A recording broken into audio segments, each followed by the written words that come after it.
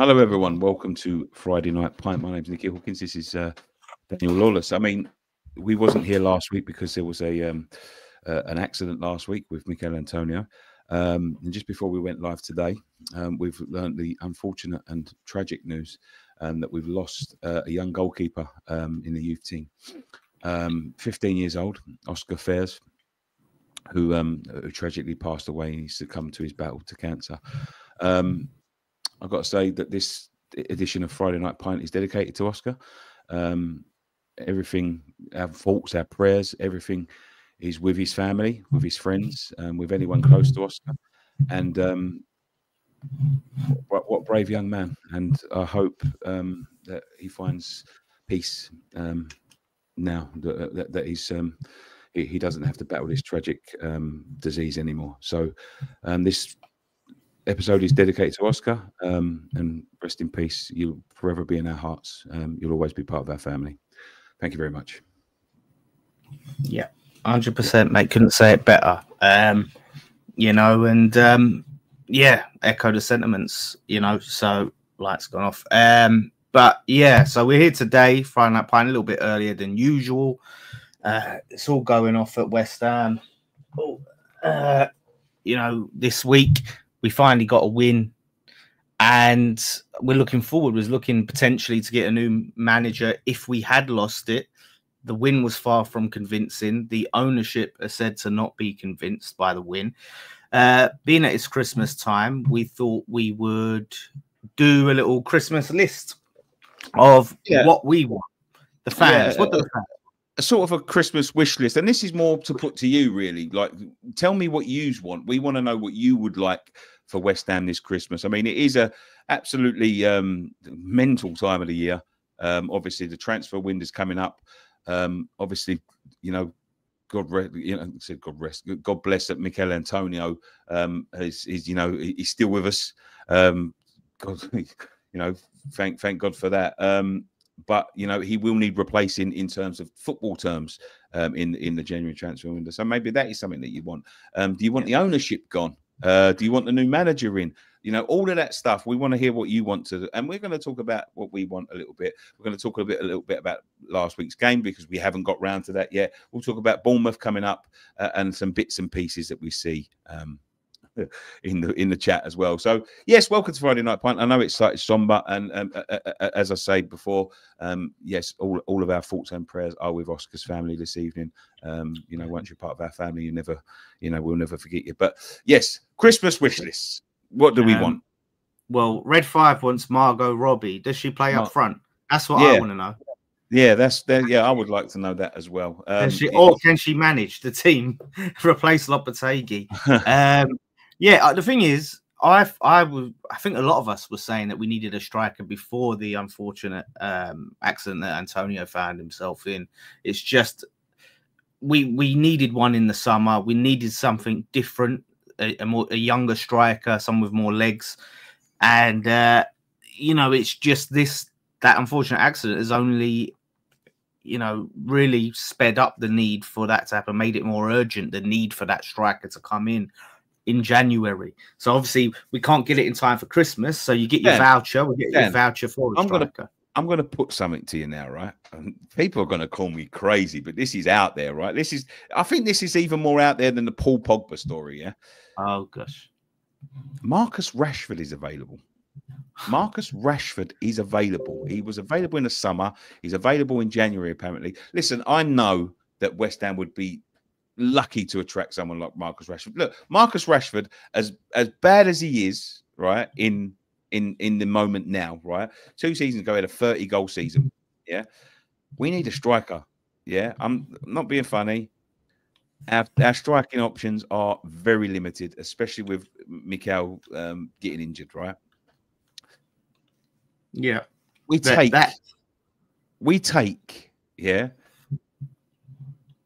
Marcus Rashford as of now, right? People saying head's gone. I know this is out there, right? But this I'm just saying, right? I'm just putting like a Christmas miracle in place. Yeah, we take Marcus Rashford right now. We take him on loan like we did with Jesse Lingard, yeah, and we transform him into our 30-goal striker. What do you say? What do you reckon? Yeah, I mean, I would take him on loan. His wages are a bit mad.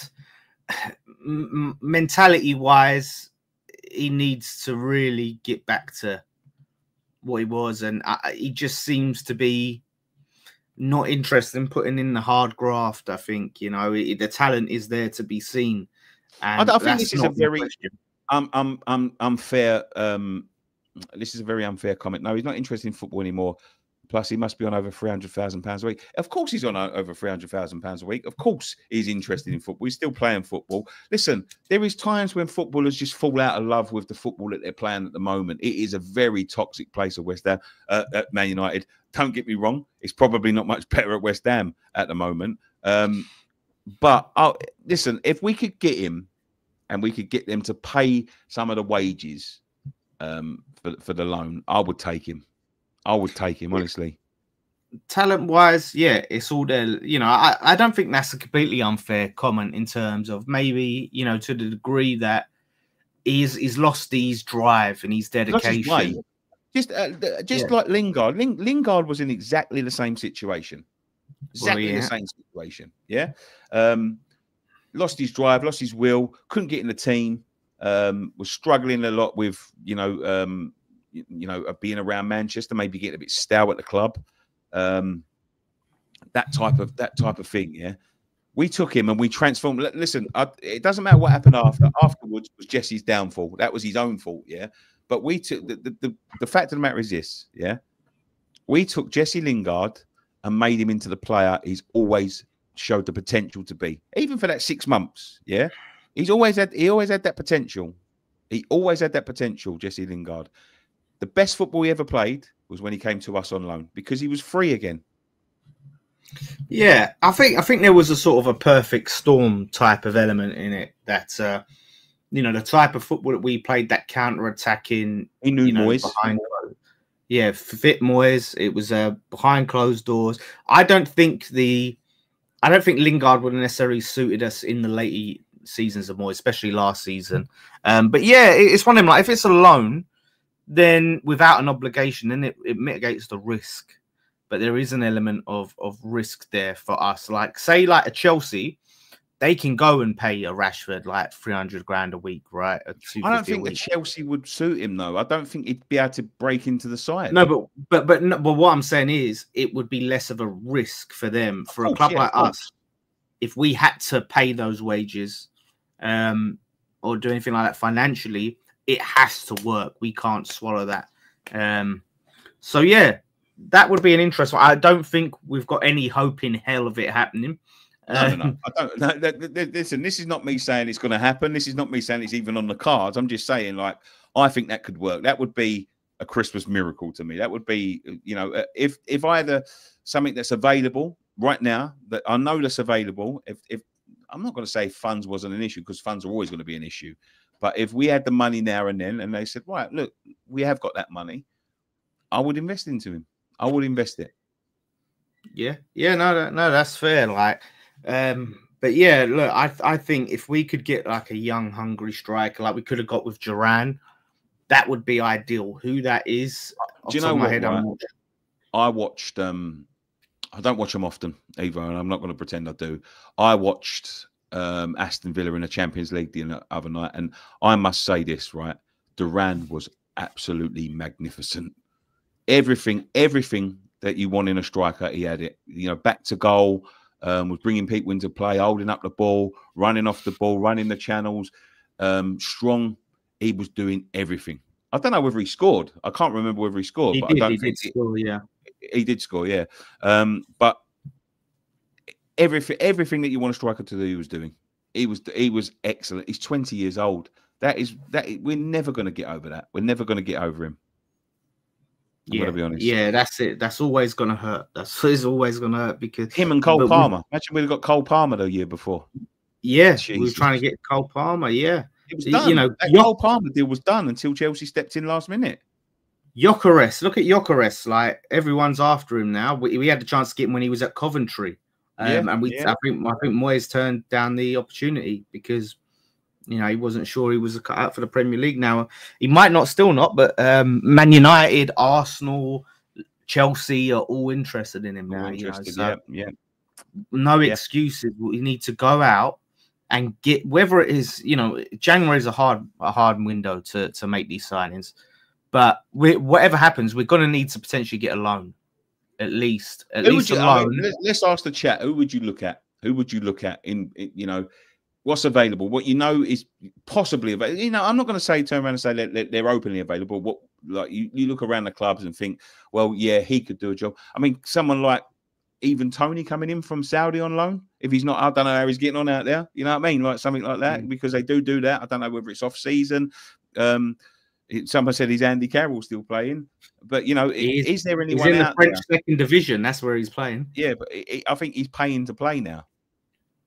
Yeah, so which I'd never thought that would happen with Carroll. Jonathan David, oh mate, that guy. Yeah, I rate him. We've been linked with him for God knows how long. Yeah, I rate that guy, man. I think he's brilliant. I think he's linked with Man United. I think. Yeah, he's good player. Good. Yeah. Yes, that's it. So I think for us, it's either going to have to be a loan or signing a young up and comer. But this is the other thing, right? That goes into the manager. So when we look at our January budget, I have no idea what it is. But if we do have to sack Lopetegui and bring in a new manager, that may cut into our January budget, which is a worry. I'll be honest, right? We'll talk a little bit about the Wolves game. Let's go into that a little bit, because I went Monday. Look, I'm so sorry. I've not been on here for a few days. Dan knows what sort of trouble I was in Monday. I was very, very ill. I was very, very ill. And I had to leave the ground quite promptly. And I haven't been out of bed since. This is probably the first day I've felt probably close to 100% as I am. It's my birthday tomorrow, so I thought I'd better get myself out of bed. I bet you can't guess how old I am. I bet you can't guess what I got for Christmas for my birthday either. Yeah, that shirt. Yeah, I love either way. By the way, the awful badge sponsors green screened out. It's greening, yeah, it's greening out. Much better. It does, doesn't it? It looks good. It looks good. Yeah. But yeah, it was. Yeah, I was very, very ill. I could not stay. I did watch the game, and I did watch a far majority of the game. But I've got to say, I was far from impressed. And I was thinking to myself as I was watching it, if this is the best we've got against this shite, and I'm going to be honest with you, Wolves were shite. And let's be honest, right? Let's be honest. And I haven't done any breakdowns or anything like that. We were shite. Wolves were robbed. If I'm honest with you, when I look back at the two penalty shouts, I think they was both penalties. Maybe the first one was a bit dubious, the Emerson one, because I think it started outside the box, but it definitely could have been given. And Gary O'Neill, I think, was quite within his rights to start questioning VAR, because it was absolutely fucking awful. If that's the best we can serve up against that shite, we're in for a long, long, long season. Yeah, if they carry on with him, with all this nonsense about. We're not impressed. We'll sack the geezer then, because how many fucking more chances he's going to give to impress you? Put the man out of his misery. He's looking older than me, and I look fucking old. You know what I mean? So, they showed me some fucking photos of him when he took over in August and to now, and he looks absolutely fucking shattered. The geezer. He's the West Ham effect. Yeah, just like put the man out of his misery. It's not right for him. The job ain't right for him. And I know people are going to turn around and go, "Oh well, we need to get Moyes and all." No, it's nothing. It's not even about David Moyes. It's not even about anything like that. It's about this man.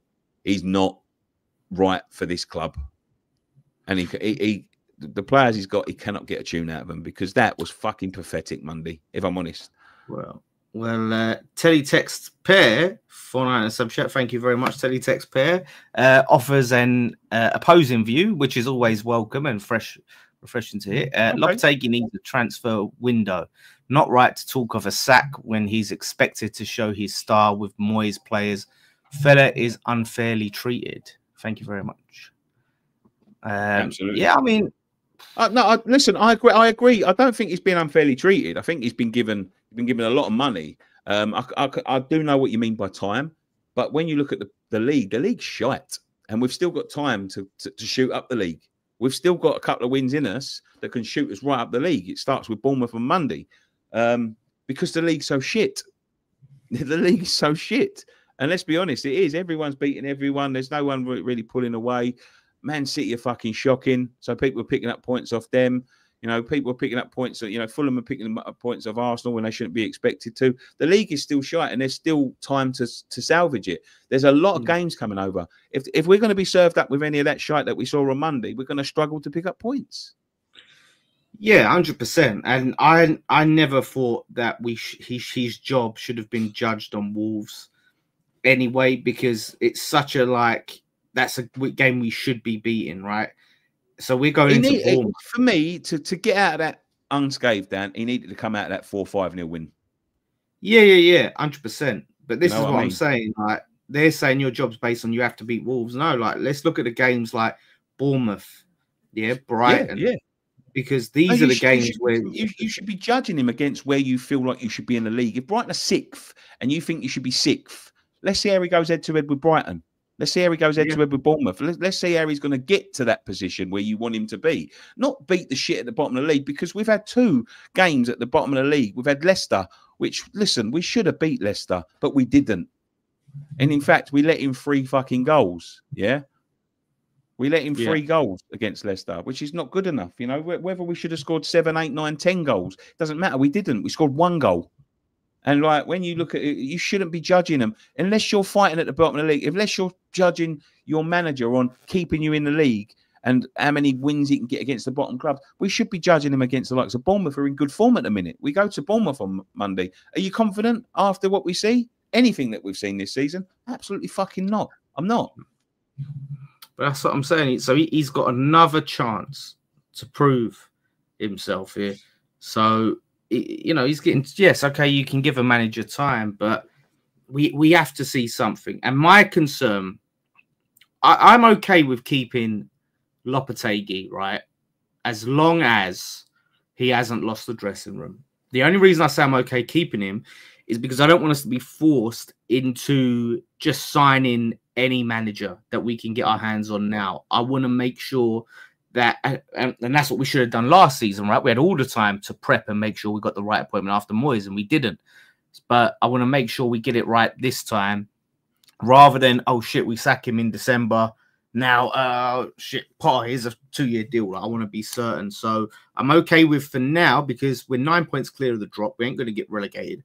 But it's these stories about him falling out with Kudus, Tadibo, Fulkrug, Areola, Paqueta. If that's the case, Rodriguez, and if these stories of Kudus, Tadibo, and Fulkrug saying if he's still here, I'm gone. Like, if that's true, then he has to go immediately. And it's not to say that they're innocent, because I think that's wrong from them, but we can't sack all the players and we need these players. So he's lost. The problem is, I don't agree with players' power like that. You know, Chelsea were very, you know, big on that. And I don't agree with that sort of approach from players. But it's the way the modern game is. They can't all be wrong. I'm going to say that they can't all be wrong. If it's that many players falling out with him, if that's true, and I'm not going to sit here and say whether it's true or not, but if it is that many, why is he still there? You know, you've got to keep morale. We see what happened. We saw what happened when when the morale's gone in the dressing room. We see what happened when they don't respect the manager with Alan Pardew. They come 8th. They was a very good team, West Ham, at that time. Nigel Rio-Coco, one of the best young midfielders in the Premier League. You know, we had Bobby Zamora, Marlon Harewood. We brought in Tevez and Mascherano. We had a very, very good team. Gabidon, Collins, Paul Konchesky. You know, I can't remember whether Lucas Neal was there. Probably not. But we had a very, very good side. Very good side. Matthew Everton. And once that he lost that dressing room, it's impossible to get them all, especially when it's a mass fallout. You know, there's a lot of players. I mean, Tadebo's went to punched him in the eye. The man's lost the respect. The man's lost the respect to the dressing room if someone's gone in and punched him in the eye. For his own sake, get him out. That's my opinion. You know, that is my opinion. Listen, you have to take these things with a pinch of salt. You really do, because you know not everything is as you know as clear cut. But if any of these rumors are true, and as you said, you need these players, and we saw what happened when Pardew got the sack, and you know we looked dead and buried when he went. We looked dead and buried, even like a couple of games after he went. But we, you know, the confidence around the dressing room started to, you know, come back, and we pulled ourselves out of it. Listen, we've still got plenty of time to salvage this season. Put the man out of his misery, in my opinion. God, let me block this little nonce, Matt Jones. He's offering people that in the chat. I don't mind if he wants to have a pop and going, oh, who's watching this? You're one of the ones watching us, dickhead, and you're saying, well, how many people watching this? So there you go, piss off. There's always one. There's always one. Yeah. I don't mind having it's fucking weird when you start like offering out people in the chat, you can piss off. But yeah, so no, listen, I agree. Like, and it's such a weird one because of the Todibo stuff. It's so hard to know what's going on. Like some of these players, you know, you end up bringing Todibo off the bench and he's playing. Like, if that happened, would he still play him if they resolved it? Like, what is it? And but at this point, he's got to be able to get some sort of a tune out of this team by now. I'm not saying we have to go on and be world beaters, but just to see us not look. Shout that Wolves game. You look at it, just not good enough for that team, and that's what I worry going into these fixtures. Southampton is the only game where you look and go, yeah. Which is the funniest thing, right? Is it's nailed on that we lose to Bournemouth, we lose or draw to Brighton, and then it'll be like he's got to beat Southampton to keep his job. I'll be honest with you. I think there's a heavy defeat on Monday. He goes, and I'll be honest. That's one of my Christmas wishes. I want a new manager, and I feel horrible for saying that because I wanted to give Lopetegui a chance, and it just hasn't worked. You know, sometimes it just doesn't work. And it's nothing against the manager. It's nothing against, you know, this. It just does not work. It hasn't worked. It's not what we wanted. It's a sidestep from Moyes. It really is. It really was a sidestep from Moyes. Thomas Frank should be top of our list, says Fawley. Yeah, I agree. I'll take the Bournemouth manager into. Do you know what? I'll probably take Gary O'Neill over him. And that's the God's honest truth. Gary O'Neill's had a bit of a tough time at Wolves. They've sold a lot of his players from underneath his feet. He hasn't got really much of a fucking, you know, much of a chance there. I quite liked Gary O'Neill. I thought Gary O'Neill's a decent manager. I think he's being hard done by at Wolves at the moment. Yeah. I mean, I still wouldn't take him. But you're right. And like he's had the decisions go against him, hasn't been backed. So yeah, it's where Wolves are and how bad they've been isn't an indictment of him, but yeah, it'd still be a massive risk. And Potter, I'm not sure about. Yeah, I think I've heard that he's accepted the 6 month thing. That's what I've heard through the grapevine, that he would come in for 6 months. So I don't know whether he's gonna what he can do in 6 months. But that's what I've heard. If he's accepting it, why isn't he here then? Why are we still got Lopetegui? I've heard he's told the board that he's ready to accept it. I've heard that.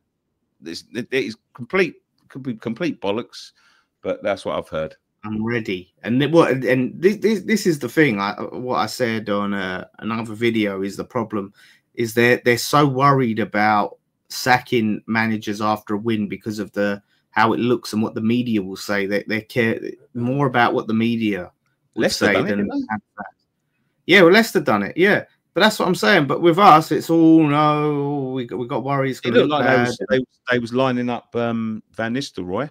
I think they got a win or a draw. I don't know. I can't remember what it was, or it might have even been a narrow. Oh no, they did lose to Chelsea, but it was a game that they was expected to lose. Yeah. Like it weren't a game that you felt was fair to sack Cooper and Cooper. And in isolation, you look at it and think, yeah, that sacking was harsh. But at the end of the day, when there's an exciting young manager out there available, you do what's best for the club. It's what they believed in, Dan. They didn't believe there was much point in keeping him on. You know, was he doing a bad job? Like with all the fucking You know, all this. It's an hard job to keep a club in the Premier League. They lost their manager. Yeah, he took over for the Premier League, but they looked at him and they didn't think, oh well, you know, he's just above the. No, they got rid. They thought, no, you know, it's not. You know, we don't want to. We want to be more comfortable than that. There's someone out there that we can get, and they went and got him. Yeah, that's what I'm saying. So it's not always about. I've said this many times. People view, you know, if you sack a manager, it's his punishment for the manager. Look at this. Look. Our players fell out with Cooper, didn't like his tactics, and our owner had doubts over him. Sounds familiar. Oh, there you go then. there you go. So they went and you know, got rid, and that's what I'm saying. Even though they, on the balance of it, this is how we would do it. Sullivan, in regards to all of that, he'd go, oh well, he's off to Chelsea, and we're expected to lose to Chelsea, so I can't sack him now. I have to sack him if we lose against a team they were expected to beat, and you keep waiting and waiting, and they say kicking the can down the road. That's what we keep doing. That's Sullivan all day long. He kicks the can down the road. Listen to this, right? Okay, Josiah Green Moth, a Chelsea fan, told me that Moyes shouldn't have left because he won us a trophy, which is stupid and a lazy repose. Didn't they sack Di Matteo after he won the Champions League straight after? Yeah, that's what I'm saying. He's probably only been supporting Chelsea for like 2 years or something. He hasn't got. Probably don't even know who Di Matteo is. Yeah, don't listen to anyone that says that. Listen, as I said before, you can't just keep someone on because they won your trophy, and I mean that with the greatest respect. It's the greatest night of my life, West Ham fan, with David Moyes, and David Moyes did do a good job for us, but he was going stale. It was going stale, and it was like I think he wanted out as much as we wanted him out. In the end, what's the point in keeping someone on like that? There's no point. It was, you know, he was going the wrong way, and you know, if that's the fucking case, if you don't sack a manager after winning your trophy, then Chelsea'd still have Mourinho. Yeah, exactly. Do you know what I mean? Like, you look forward, not backwards. That's what it's about. It's about looking forward. Man United would still have Ten Hag. He won them the FA Cup last season. You know, it makes no sense. Don't listen to opposition fans when they say things like that. It's ridiculous. Yeah, exactly. I think, look, Red Fives, it's a load of managers here. Marco Silva, Nunez, Thomas Frank. I think that is Big Angie, Ola, Mourinho, Allegri, all outsiders. So that's what I'm saying. You can go ambitious. Like, some of them aren't gettable, but some of them you can try. That's why I look at it and go, it's much harder to get that big ambitious manager mid-season. It's not impossible because Villa did it with Emery, but it's a lot harder. So if we can put ourselves in a situation where in the summer, you know, we're good till the summer, we can then get that manager in. The only thing is you sort of write off a season. Could a new manager get this team potentially into Europe? I think it's a little bit of a step too far Europe this season now, personally. Scott Wilson said, look how Arsenal fans treated Wenger at the end. But you know, again, I've gone over this. You know, you can't talk to stupid. You really can't. And you know, they say the same thing. They say the same thing. They treated their best ever manager like that, and they think they can sit there and tell you what you should and shouldn't be doing with your club. Stick to your own lane. I've seen a few fans, because Ange could be on his way up. Postecoglou. A few West Ham fans say, "Oh, I'll have him all day long," and I get it, and he plays great football, but I just think I don't think he'd do well at West Ham. No, I think he's Bielsa 2.0. I really do. Yeah. I think he's one way, and he's going to go at 100% of that way. High line for life, mate, and all that shit. It's, you know, high line for life's going to fucking end up costing him a job, because I watched them against Rangers. They was shit. I don't think he's anywhere near as good a manager as Bielsa was. No, probably not. No. A lot of top managers have learned under him, but yeah, it was just like, doesn't matter. I mean, that Chelsea game last season, they went down to 10 men, 9 men, still played the high line. Still playing it, yeah. So when we're struggling with a high line at the moment at our club, let alone having Ange. And last season, I would have been like, fuck that. Yeah. Like I said, he seems like a good guy. And that, Mark Benderson, look, it's just who we are, mate. It's just who we are. It's that is that's him all over. Do you know what? I ain't bad at the old accents, man. I'll be honest. I'm quite good at the old accents. I do all right. There we go. But listen, Andrew's doing a great job at Spurs at the moment, so let's leave him there. Yeah, let's leave Ange exactly where he is. Yeah. 2 points in front of us. Bilic was great on TalkSport the other day. See, I would have him as an interim. I would love to, if need be. I truly believe people have a lot of bad things to say about Slav. I loved him as a bloke. I resonated with him, but I think he managed us at the most difficult period in our club's history. That the worst stadium migration of all time, from Upton Park to London Stadium, losing Payet mid-season, completely destabilized the dressing room. He wasn't backed. He got given quantity over quality. And and what he said on that interview was really telling. And it was, I sort of agree. He said finishing 11th in his second season was a bigger achievement than finishing 7th in his first season. And I fully agree. I agree with that. Yeah, I agree with that. Yeah. When you think about it, listen, it was a difficult time. It was a difficult time. You know, it was up and down, up and down, up and down.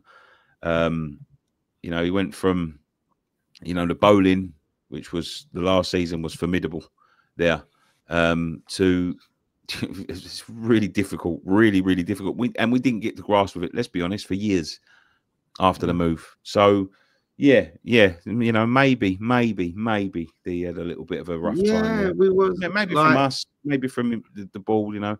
But there we go. Yeah. So if he was available, that was an option. I would go there. There was talks about, and I love the guy, and I really do love the guy. I mean, the guy is a professor. If no one knows, he's got doctorates and all that sort of thing. He's a very qualified lawyer and shit. Yeah, like that. He's a very intelligent man, and he talks brilliantly. Probably one of the best talkers in management. What I would say is he hasn't covered himself in glory since. That's all I would say. No, but I don't think he's really done a good job of picking his jobs, because you look at, he went to Watford. What are you expecting? I think he got him promoted. It was already got West Brom promoted. I think it was West Brom he got promoted. West Brom, they sacked him after he had a great result against Man City, if I remember rightly. Watford, that was good, yeah.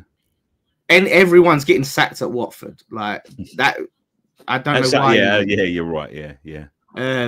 But yeah, like, to be honest, yeah, I would love to I'd love to see him back. I would and talk about Moyes coming back as an interim, and I just think it's not that I think Bilic is better than Moyes or anything like that. It's just that I think that we've gone there twice. He's come back twice. It would just look embarrassing for us. It would look embarrassing for him if 6 months later, after him leaving, he's back again.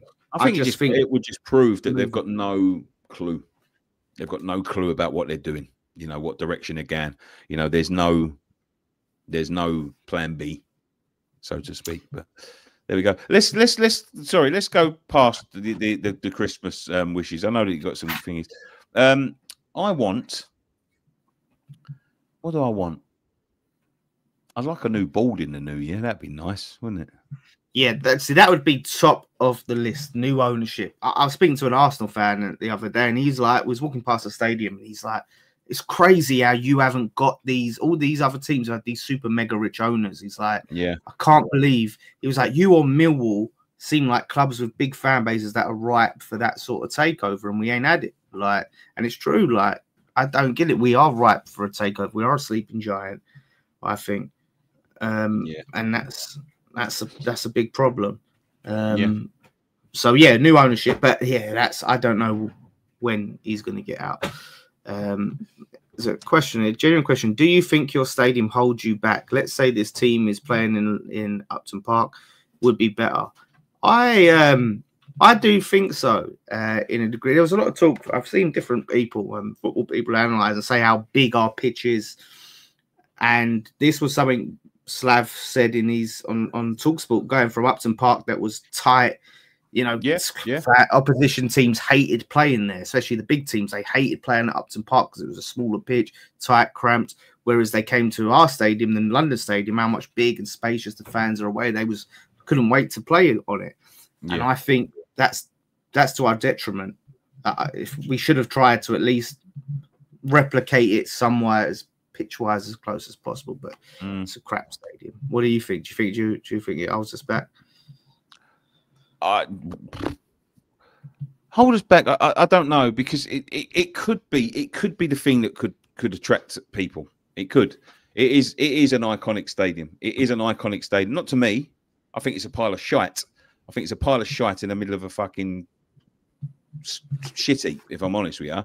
But it is, in terms of like the legacy of the thing for other sports, it is an iconic stadium. It's you know, a government built stadium. It's an impressive stadium. You know, looking at it from the outside, it is impressive, and it could be something, you know, if used properly, and you know, it goes with, you know, a direction what the club wants to go in. It could be something that could attract people. You know, we've seen players that come here and they're impressed with it. You know, the facilities inside are decent. They're decent facilities for the players, for the board members and all that. Sorry, mate. Let's look at it the other way though, Nick, right? Let's look at, I hear what you're saying, but I think it's more important if we stayed Upton Park, we've run prep better. You look at Brighton, you look at Villa, you look at Chelsea, you look at Newcastle, all of them got older grounds. Obviously, Newcastle are trying to move. Villa ain't moving, Chelsea ain't going to be moving, but that's how you get the quality players in. You have good scouting, you're well run, even maybe spend that money. Well, we didn't spend any money, but we could have put this $2 million a season aside and built a brilliant training complex where they're going to be spending most of their time, impress them that way. So, and yeah, I think that. Matthew Clark says, "What adjust the pitch to suit our style? What, dig massive holes in it? Yeah, probably make it into a fucking basketball court, mate. Instead, that'd probably go. We'll have more fucking chance of winning on it." Yeah. Honestly, it's. No, I think it means make it tighter. Yeah, you are right. You know, it's the place is a fucking shell of what Upton Park was. Let's be honest, it's a fucking shell. Listen, and there is no excuses for it, because I have been there, and I've been there on some big nights when it's been fucking loud. So like a lot of it, and I mean this with the greatest respect, a lot of it is down to the fucking club, the way the club planned it out, the way the club, you know, put people together, the way the club tried to fucking force heavy-handed and you know, make it impossible to get up and support your team at the beginning and drove people out. They've made it fucking impossible to create an atmosphere in there. They really have. They make it as hard as they can. They make it as hard as they can to create an atmosphere. I've been there on magnificent nights. Seville, I'll never forget Seville for as long as I live. I'll never forget it. I'll never forget the first Chelsea game that we had in there in the cup, in the Carabao, I think it was. In a Carabao, yeah.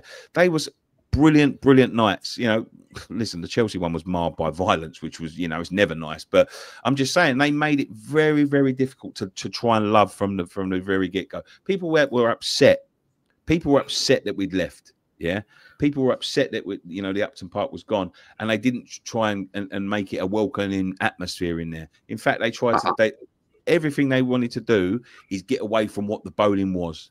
And I think that was the biggest mistake. And you still see it now. You still see it now. You still see punch-ups in the crowd because the club are not doing their due diligence about who the tickets are going to. They've sold tickets to season ticket holders who don't go. They don't go because they don't support the club. They turn up once or twice a year, and they made it so fucking cheap at the beginning that people just grab these season tickets and they don't go to the places, and they give them to their mates. And, you know, you see the Arsenal game. Everyone would have seen it. You see the Arsenal game. It was scattered.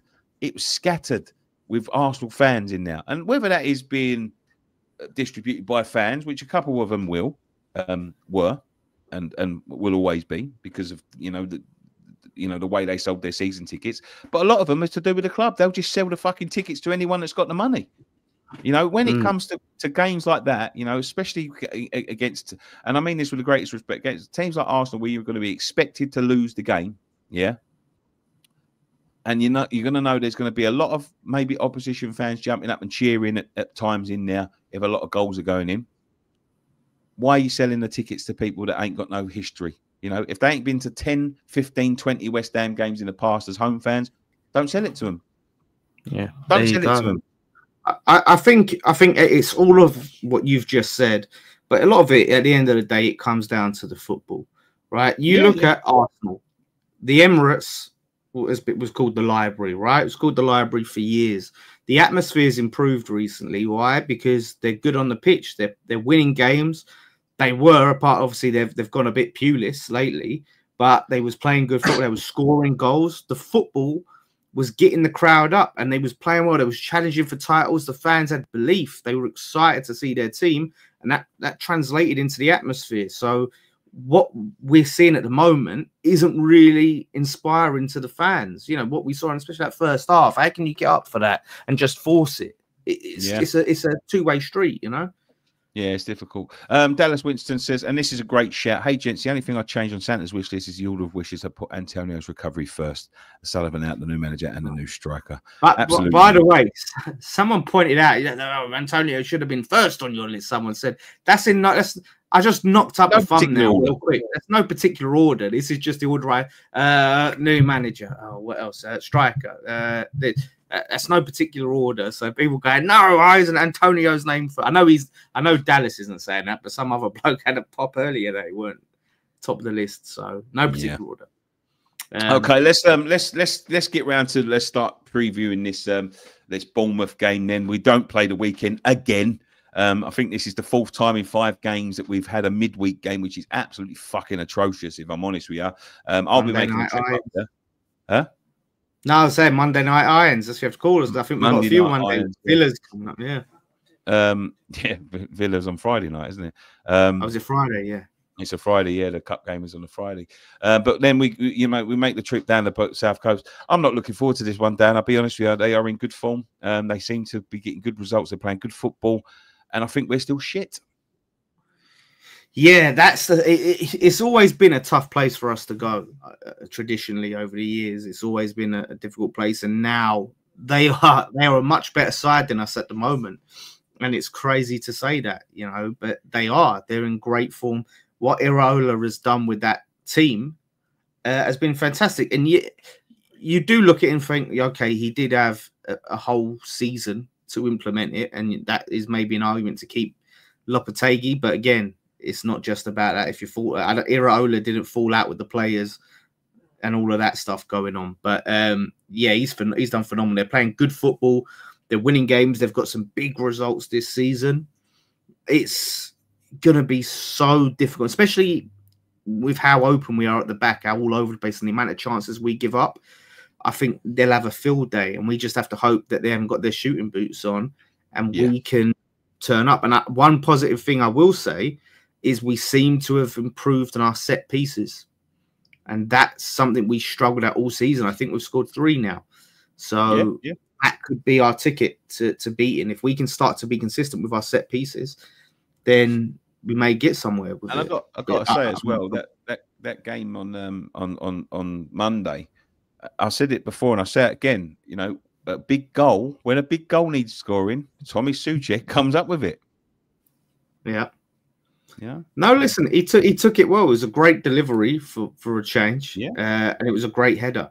And that's what you need in the box. And this is what if we're going to actually start maybe trying to be like Arsenal, be set piece FC, then that's a good argument for Souček, because he is great in the box, in both boxes. So we just have to sort out our set pieces and make sure we're consistent in them, you know. And it seemed like we did take a little bit of a leaf out of Arsenal's book with sort of crowd in the back post and all of that stuff. Quickly get to our Matt Rainey's super chat, $4.99. Thank you, Matt, as always. Hope you're good. Hope you had a good. I think it was your boy's birthday the other week, wasn't it? Hope you had a good one. We had some brilliant games at the London Stadium, but for me, 99 to 2016, best years of my life. I'll never forgive GSB for the lies on the move. Love to Mickey and LLTB. LLTB. I'm missing something. I think I'm being fit. I did eat. I'm out of it. I did eat a hot chip earlier on Football Terrace, another channel. Funny enough, right? You say that, yeah. My brother gave me he gave me this. They went to France. The whole family went to France. They went to Disney World. My brother gave me this fucking sauce that comes in McDonald's in France. Mate, it's the hottest thing I've ever tasted in my life. I couldn't believe it. I had a dab on my finger and I licked it like that. Then I was out of it for about 20 minutes, out of commission. Right, this is a fucking like a little tub of, you know, just a normal McDonald's sauce. I don't know what it was in there. I don't know what it was. Honestly, but you just said try that. Just dab that and put it on your tongue, mate. I was out of it. Yeah, so we're both We're both in the It's same not boat. pleasant, but this is Carolina Reaper and Trinidad Scorpion I mix. think Oh, long this live was the the same thing bowling. in this sauce, Dan. I'm going to be honest. I think this was the same shit in this sauce. Yeah. It was mad. It was crazy. It was crazy hot. Yeah, I honestly, it's mental when you have to put a glove on to eat it. So yeah, like I don't recommend. It's honestly. But yeah, I mean, going into it, I'm going to be very interesting to see what he goes with lineup wise for this. He's going to have to get it spot on and get his approach spot on. Do you think that we should be starting Fulkrug in this game, or do you think Bowen's got to carry on where he was? I personally would like to see Fulkrug. I don't know whether starting would be a step too far, considering he was off for a long time off injury. And this is what I don't get with Lopetegui is you've got Fulkrug. He's come back in the Leicester game. We lost, yes, but he come back off the bench and scored. Now, what happened next week? He brings Ings on instead of Fulkrug. And I've been obviously calling for Ings to get more of a chance. But we don't see Fulkrug. And you think, well, this is a chance to get him some more minutes and could be a key player, but he doesn't. So now we're in a situation where in months he's only had a small cameo off the bench. So maybe starting will be a step too far. That's what I don't get with Lopetegui. You know, we saw the Fulham game. Ings come off the bench, scored an important equaliser last minute. We didn't see him for ages. I just don't get it. So starting, I don't know whether he would be up to it. So personally, for now, I'd probably just stick with the Bowen thing up top and then Fulkrug off the bench. But that's Lopetegui. You just don't know what he's going to do at this stage. Moyes, at least Moyes, you kind of knew the team. For good or bad, you kind of had a feeling of, okay, it's going to be roughly this. Each week, Lopetegui, week to week, you cannot predict it. Sorry, let me just say this, Scott, for clarification. Pulls out one chip challenge. Nick says McDonald's sauce was hot. It's the hottest sauce I've ever had. I'm not saying I've never tried the one chip challenge. I will never try the one chip challenge unless I'm forced to. It's not something that's high on my wish list. I've heard there's chocolate ones now and gummy ones now and all this sort of shit. It's the hottest sauce I've ever tasted in my life, and I've tasted some fucking bastard sauces. Believe me. But before you even open the packet, it says on there, "Are you sure about it? Are you sure about it?" It asks you, "Are you sure?" Before when you get on the freaking packet. How bad can it be? It's one chip. Yeah, it's honestly covered with the worst powder ever. Trini Hammer. That Trinidad scorpion pepper comes from my country. We cook with it, but make sure not too long. If it bursts in the food, you could end up in A&E. Wow, that's like the Scotch bonnet, but that's not as bad. You have it burst and it gets the flavors, but A&E. I've just never got the fascination with spicy foods. I've never got the I mean, obviously, it's a chemical, isn't it? Like, you know, it's not. Yeah. There's no actual. I like eating it. Go on. I've just never got this fascination with it. Like, why the fuck do people want to burn any part of their body? You know, whether it's going in or coming out. I just don't understand it. Listen, I've done it a few times for fucking forfeit purposes and for suffering purposes, but people actually eat that shit. My boy eats it, that sort of thing. You know what I mean? Like, I can't understand it. I like it. I like hot food. I like my food to give me a bit of stimulus, hurt a bit, you know. But this is different. Like, this isn't like eating hot food. Eat it, and it's just like. It's like needles stabbing into your tongue. It's not like the sensation of spice and this is hot. It's literally just like eating just a handful of needles. Just pain. That's all it is. It's ridiculous. Listen. What would you do then? What would you start? I would start with Bowen again. As I said before, I would play. The midfield is key. Like he's been chopping and changing that midfield up, and I thought we had a nice balance with Soler and Souček, but then he went to Alvarez and Souček with Soler in the 10. Yeah, I don't know why he did that. Again, I think putting Alvarez back in showed a bit of fear. I don't think we needed to change it at all. I think it could be just out of necessity, because I still want to see Paquetá in a 10, but it's just because Mickey's injured. I think it could be Soler, Souček in the midfield with Paquetá just in front of them. Kudus on the right, Somerville on the left, Bowen up front. I would go with that. Yeah, it's so weird again. Paqueta, I don't massively. I would go with Todibo because I think fucking Mavropanos is terrible. Yeah, well, this is it. So Todibo did come off the bench, so obviously there's not too much of an issue that he won't even play. So then why not start him? He's much better suited to a high. I don't think we're that suited to a high line anyway. But if he's going to play, if anyone he's not Mavropanos. That's for fucking sure. Yeah, exactly. That's the thing. He's the least suited. He has not got the legs for it. So yeah, he's got to get this spot on. How the fuck is Soler on 4 yellow cards? Really? Someone just said Soler, Souček, Paquetá, and Rodriguez all on 4 yellows could have no midfield. How the fuck is he? Ain't even got 4 games under his belt, has he? That's mental. I think it's how we play because we are so open at the back. A lot of the time you got to run back and just give a cynical foul. All right, let's start wrapping up then. Yeah. All right. What's your prediction then? Do you want to? I want to say. I don't want to do it before Christmas. It's my birthday. I think we lose 2-0. If I'm honest. 2-0. Yeah, I could see another 3-1 Bournemouth. Or Dobbs has just he said it as well. If I'm being honest, and realistic, I can see. I'm just saying it. I know you've got to be positive, but I'm not forcing out of fate. I could say 2-1 West Ham, but I wouldn't believe it. I wouldn't believe it if I said that. I'm as wrong as I was against the Newcastle game. So do I. And that's the beauty of it. I love those. I want to be wrong so desperately. Yeah. I don't know how desperately I want to be wrong. The wins are even sweeter when they're unexpected. Yeah, that Newcastle win, I never saw that coming. It was so much more enjoyable.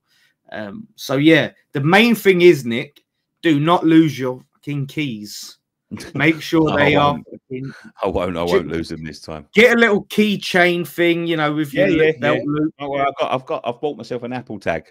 So, mate, but that wouldn't have saved you last time because it would still have been in the Uber. And if you can't get hold of the Uber, unless you would have had to follow him around, I would have known where they were, and I could have gone to the place, couldn't I? Yeah. Looks right. Well, you got that. So, poor Dom.